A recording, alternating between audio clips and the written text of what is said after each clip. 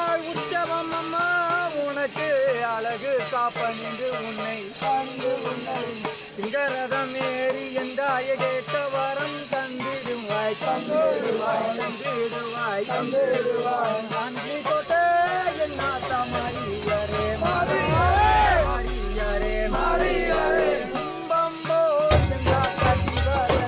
மலேசியாவின் மஞ்சோங் மாவட்டம் பந்தாயிரம் ஹன்லி எஸ்டேட்டில் குடிக்கொண்டிருக்கும் ஸ்ரீ மகா மாரியம்மன் ஆலயம்.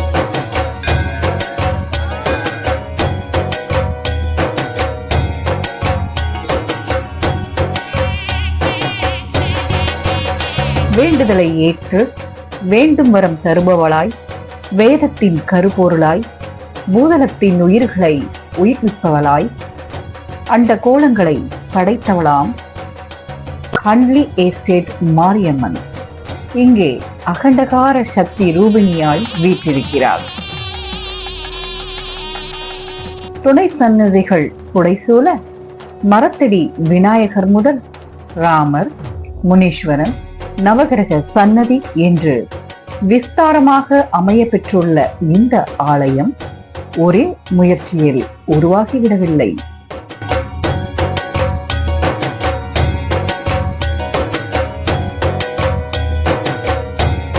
மலேசிய இந்தியர்களின் வாழ்விடமாக விளங்கிய எஸ்டேட்டுகளில் இந்திய மக்களின் வாழ்வாதாரம் எப்படி சிறுக சிறுக முன்னேறி இன்று ஒரு நல்ல நிலையை எட்டி பிடித்திருக்கிறதோ அதுபோலத்தான் இந்த எஸ்டேட் ஆலயமும் தான் இருந்த சூழ்நிலையிலிருந்து படிப்படியாக உருமாறி அதன் வளர்ச்சியை இன்று தொட்டுள்ளது.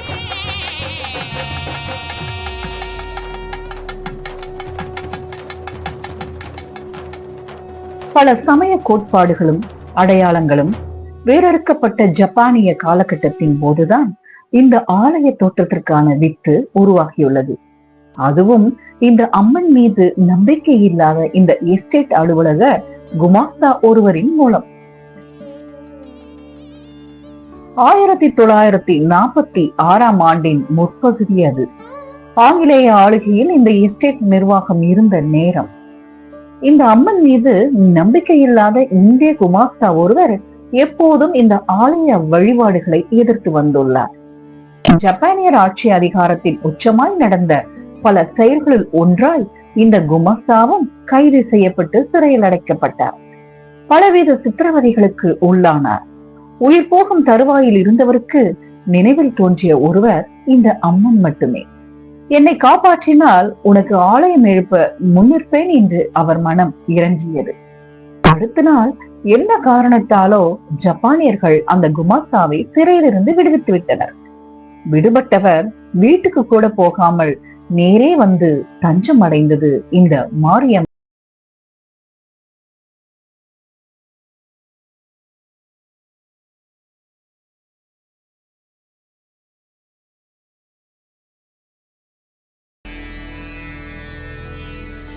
ஆனால் அன்று அம்மன் இருந்தது இந்த ஆலயத்தில் அல்ல.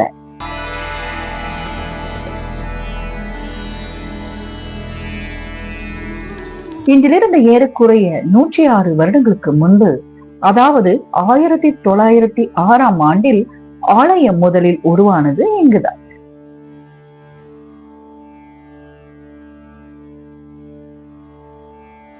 இன்றைக்கும் கூட ஆலயத்தின் திருவிழாவின் போது பால் குடம் எடுப்பது, காவடி, கரகம் தூக்குவது என்று அனைத்தும் இங்குதான் மேற்கொள்ளப்படுகிறது.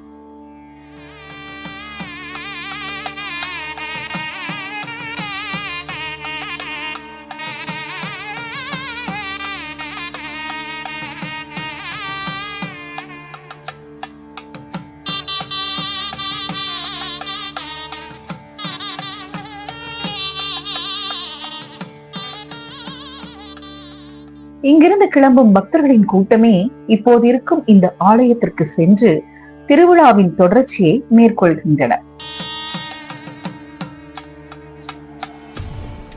1906 ஆண்டு ஐரோப்பிய காலனித்துவ ஆட்சியின் கீழ் இருந்து வந்த இந்த பகுதியில் இந்தியாவிலிருந்து அழைத்து வரப்பட்டிருந்த தென்னிந்தியர்கள் பலரும் ரப்பர், பயிர் உள்ளிட்ட பல்வேறு காட்டு வேலைகளில் ஈடுபடுத்தப்பட்டிருந்தனர்.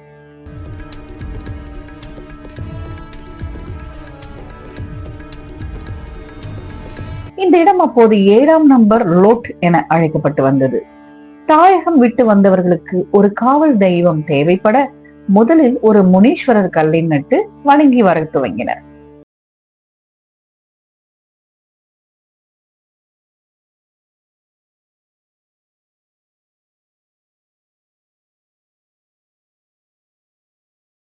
முனீஸ்வரர் கல்லை அங்கிருந்து எடுத்து அருகில் இருந்த முளைக்கான் என்னும் கால்வாய் அருகே ஸ்தாபித்தனர். அன்று முதல் அந்த கால்வாய் வற்றாத ஒரு நீரோடையாய் மாற அந்த பகுதியும் தெய்வ கடாட்சம் பொருந்தியதாக வணங்கப்பட்டது. அக்கூற்றை மெய்ப்பிக்கும் வகையில் அக்கோயிலின் அருகே 1935ஆம் ஆண்டு திடீரென ஒரு நாள் பெரும் புற்று மேடொன்று உருவாகியிருந்தது. அது ஸ்ரீ மகா மாரியம்மனின் வருகையே என அருளொளி மூலம் அறியப்பட சிறு பலகையாலான குடில் கட்டப்பட்டு ஒரு அம்மன்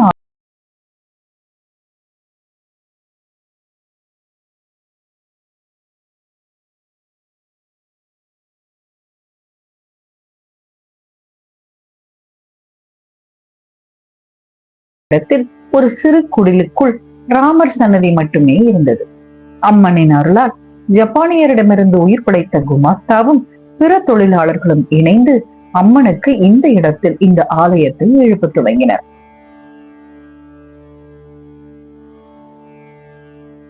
ஆயிரத்தி 1947ஆம் ஆண்டு ஆரம்பித்த இந்த திருப்பணி 1955ஆம் ஆண்டு முடிவடைந்தது. 1956ஆம் ஆண்டு கும்பாபிஷேகமும் நடந்தேறியது. அன்றைக்கு அதிகபட்சமாக தமிழர்கள் வசித்து வந்த இப்பகுதியின் மொத்த மக்கள் எண்ணிக்கை 1200. இன்று இங்கு வசிப்பவர்களின் எண்ணிக்கை குறைவாக இருந்தாலும் திருவிழா காலங்களில் இங்கிருந்து சென்றவர்கள் அத்தனை பேரும் திரும்பி வந்து ஒன்று கூடும் ஒரு வைபவ மையமாக இவ்வாலயம் இருக்கிறது.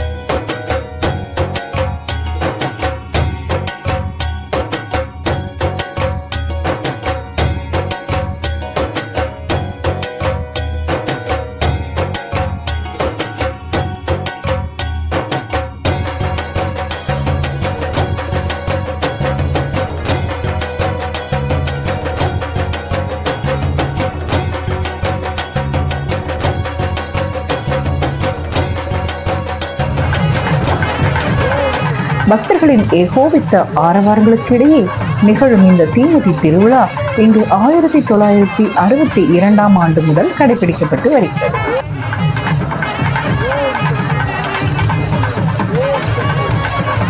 இந்த தீமிதி திருவிழா 1979ஆம் ஆண்டு வரை 7 நாள் வைபவமாக கொண்டாடப்பட்டு வந்தது என்பது ஒரு வியக்கத்தக்க செய்தி.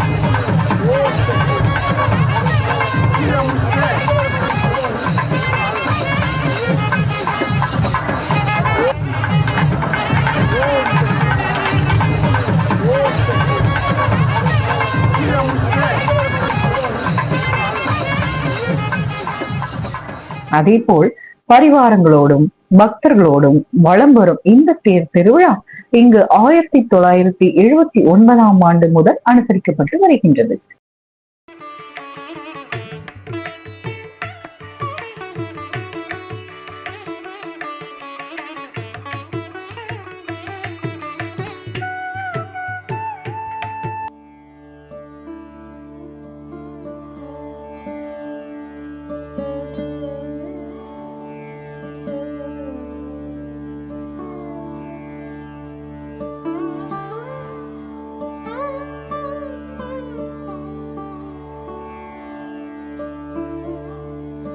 1968 ஆண்டு 2வது கும்பாபிஷேகம் முடிந்து 1980 ஆண்டு 3வது கும்பாபிஷேகத்திற்கு ஆலயம் தயாராக இந்த தோட்டத்தின் உரிமையாளரான கே கல்யாண சுந்தரம் அவர்களின் முழு கண்காணிப்பு இந்த ஆலயத்தின் மீது வந்தது.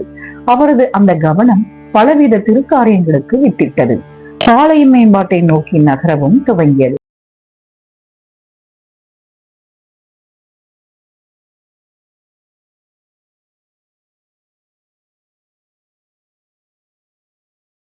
அடி அகலமும் உடைய இந்த ஆலயத்தினுள் 8 அடி உயரம் கொண்ட 8 தூண்கள் அமைக்கப்பட்டுள்ளன. இவை 8 திசைகளை குறிக்கும் பொருட்டு அலங்கார வேலைப்பாடுகளுடன் அமைந்துள்ளன. இவை 8 தனித்தனி புரவலர்களால் வழங்கப்பட்டுள்ளன என்பது குறிப்பிடத்தக்கது.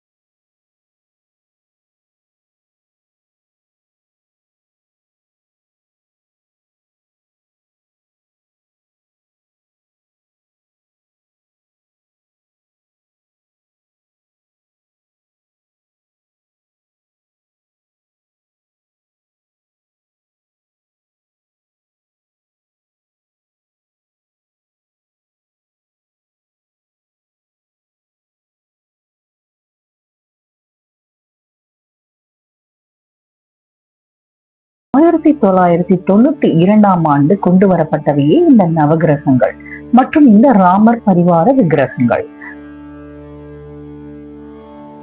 அந்த சராசரங்களை ஆண்டு மனித வாழ்வில் ஒவ்வொரு கணங்களையும் தீர்மானிக்கும் இந்த நவகிரக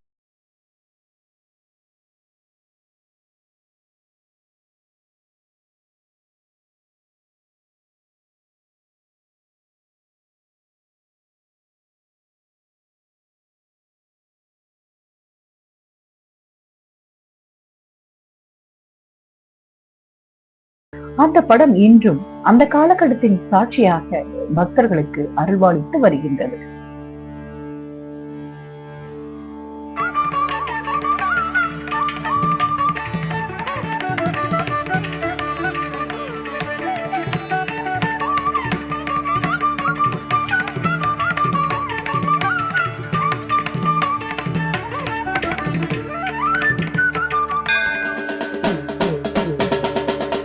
மூலவருக்கு இடப்புறமாய் தனி சன்னதியாய் அமைந்திருக்கும் முனீஸ்வரர் இப்பகுதி மக்களின் ஆதி கடவுளாக குடும்ப உறுப்பினர்களில் ஒருவராகவே பார்க்கப்படுகின்றார்.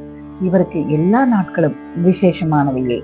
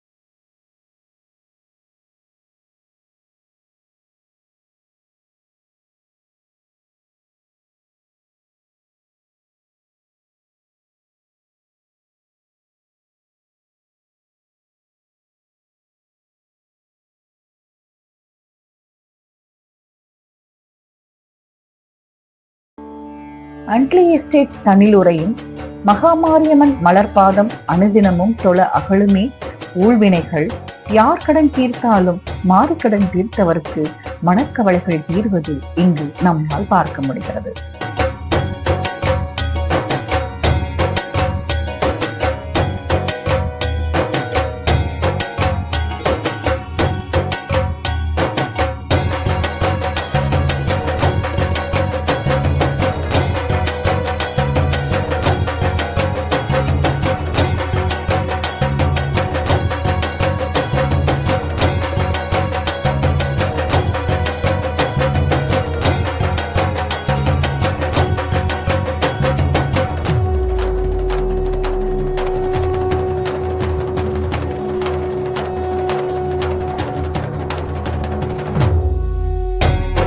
வெளிவாசல் தாண்டியதும் நேரே தெரியும் கருவறை. அந்த கருவறையில் வீற்றிருக்கும் அம்மனுக்கு எதிரே சிம்ம வாகனமும் கொடிமரமும்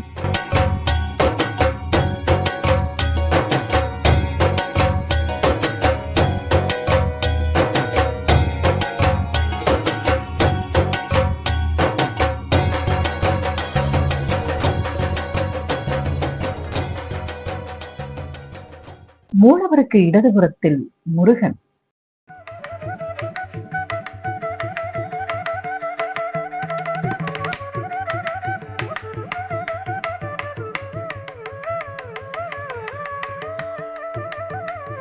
மூலவரை சுற்றி வந்தால் அவருக்கு வலதுபுறத்தில் விநாயகர்.